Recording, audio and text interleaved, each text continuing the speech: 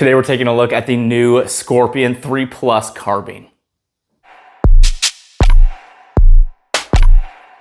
Since this is a brand new gun that was just released, this is a first looks video, not my full review, giving you guys my exact thoughts after shooting it over 1,000 rounds, which is my minimum for a full review. This is just me going over all the features and giving you a really good close-up look at everything about it firsthand, so you guys can make a decision if you would like to purchase one of these before I get the chance to do a full review, because I like to get enough rounds to be confident in a product before I do a full review and put that out to you guys. So this will just give you an initial idea of this gun, all of its features, and what I kind of initially think about it. Before we get too far, let's go over my relationship with CZ. They did send me this firearm. I did not spend my own money with it. So now let's get into the full video. So the very first thing you're gonna notice is it looks almost identical to its baby brother, the CZ Scorpion 3 Plus, that I've already done a review on. This is the pistol version, this is the carbine version. Really, the only differences are your barrel length, your handguard in length, and the fact that one has a brace and one has a stock. You can SBR this and throw the stock on it if you want to, but this one is just a pistol. So let's go over all the features here, and then we'll kind of compare these two, show them off in B-roll to give you guys a good idea of what they look like side by side, and then we will go from there. So if you've not watched my 3 Plus video already, we'll quickly go over the new features with the new Scorpion 3 Plus opposed to the older style Scorpion that I originally had. So you have a new grip style, which is nice because it's a better design, a better angle, so it's a lot more comfortable. That was one of the complaints with the old design, and one of the things a lot of people just replaced right away, so they just replaced it for you, so you don't have to do that, which is cool, and it makes it a lot more comfortable to handle your gun. Safety selector is a little bit different and redesigned. It's a little bit easier to use. It's smoother, I noticed. Still a little stiff, something I want to get broken in, but it's a little stiffer than I like. I like to have a little bit smoother of a safety, especially when going back to safe, but that is a lot better than the older ones that they had.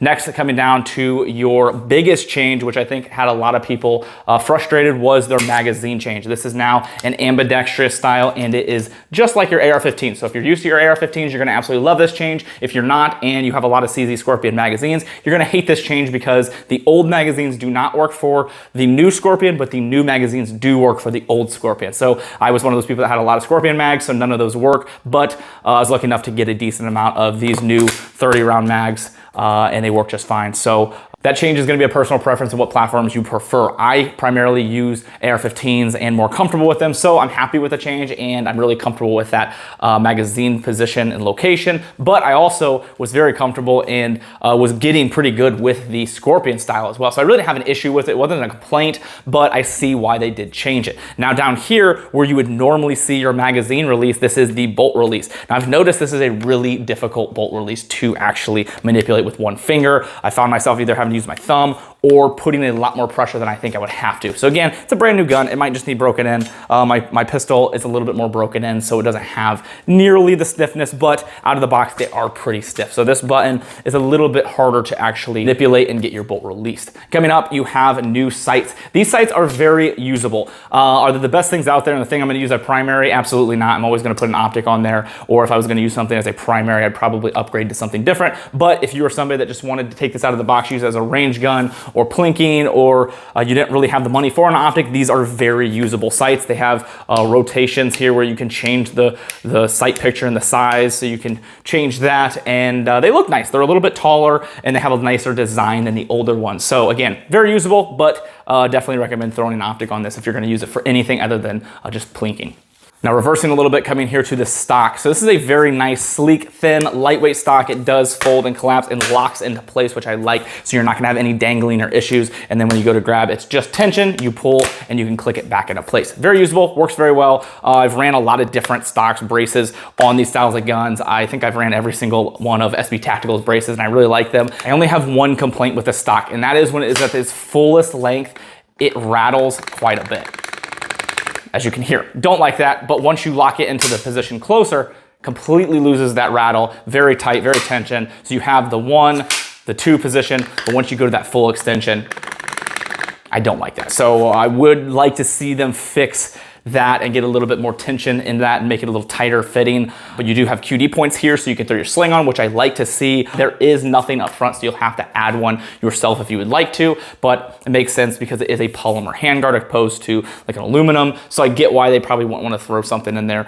and have maybe a potential issue with durability. But that is basically my only complaint with the stock. Other than that, I really like how sleek and thin. I think with this style of gun, you don't want something bulky and big. It's really nice that it's small like that so it doesn't stick out or protrude. So if you do this in a bag or wherever you're going to carry this, it is very easy to get to and it's not a bulky stock. So now going all the way up to the front, and your biggest change and the most noticeable thing is your barrel length and your handguard. It's a 16-inch barrel, and this does have a fake suppressor on here. Now this is removable, but they say it's very difficult to remove, so it's not like you're gonna come in here and just twist the sucker off, which I wish it was, because I wanted to run my CCX from JK Armament on this, the suppressor, to really see how it shot suppressed.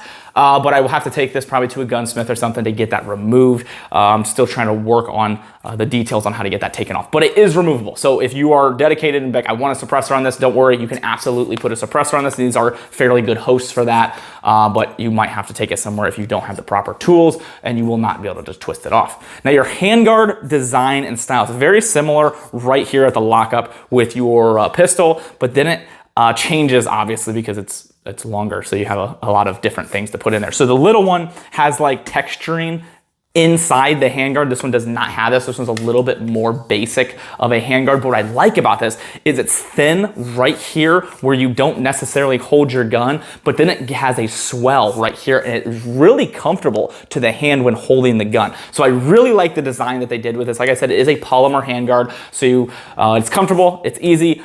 Durability wise, I don't see any problems with this. Is it gonna be the most robust out there and the most durable? No, because it is a polymer, but I don't see any problems. I've ran their polymer handguards for a long time now. I've never had any problems with them.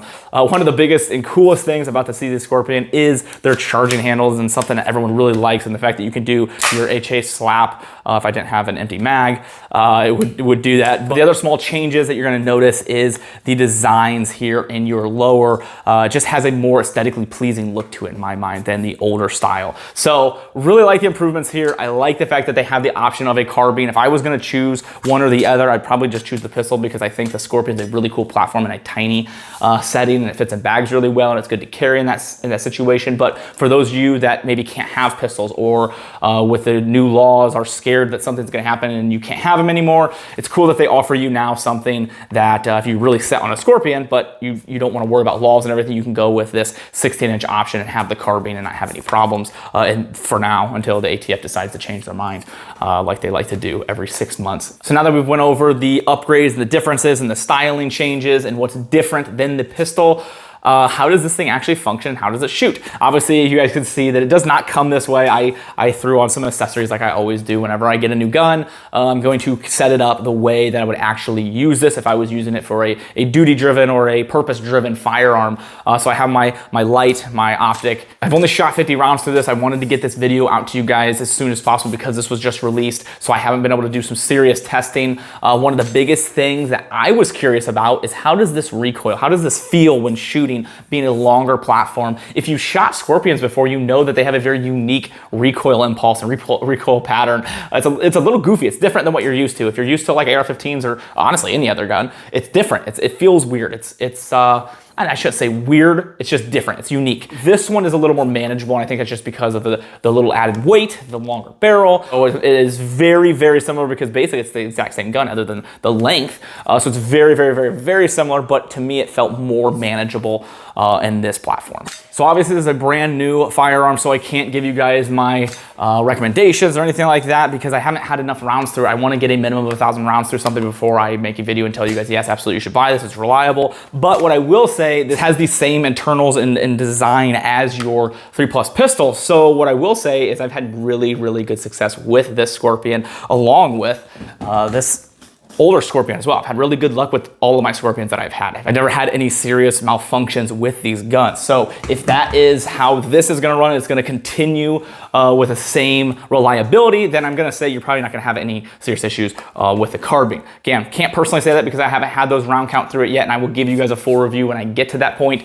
but you gotta be patient with me. Got a lot of things I'm currently testing, a lot of different guns. So I'm trying to get this out as soon as possible, but we will update you later on the full review and let you know what I think. What I do want you guys to do, and what I like to see, and you guys have done this in past videos and I really appreciate it, is put questions in the comments of this video on what you would like answered in the full review. That just helps me make a more efficient and overall helpful video when I'm able to actually answer some questions that you guys might have. Because sometimes I make the video and then I'm done and I post it and someone poses a question and I'm like, wow, it's a really good question that I probably should have answered in the review video, but I just didn't think of it at the time because I've got a lot of different things I'm thinking about processing in the video and trying to get out, and sometimes I glaze over something or I just don't think of it. So put in any questions that you have and I will try to test that. And if I don't know it or I don't find the answer, I will find someone that does have the answer and I will get that to you. Other than that, I hope this video is able to help you make a better decision right off the rip if this is something that you are interested in with the things that I showed you, or maybe you're like, maybe I should pass. It's not exactly what I'm looking for, or maybe you want to wait for the full review to see how this works after that 1,000 round mark. Other than that, if you guys are looking to help out the channel and the things I do here, there's a couple ways to do that down in the description. There are some discount codes from companies that I personally trust to help you save some money, and there's a link to my link tree that you guys can use to buy from Premier Body Armor,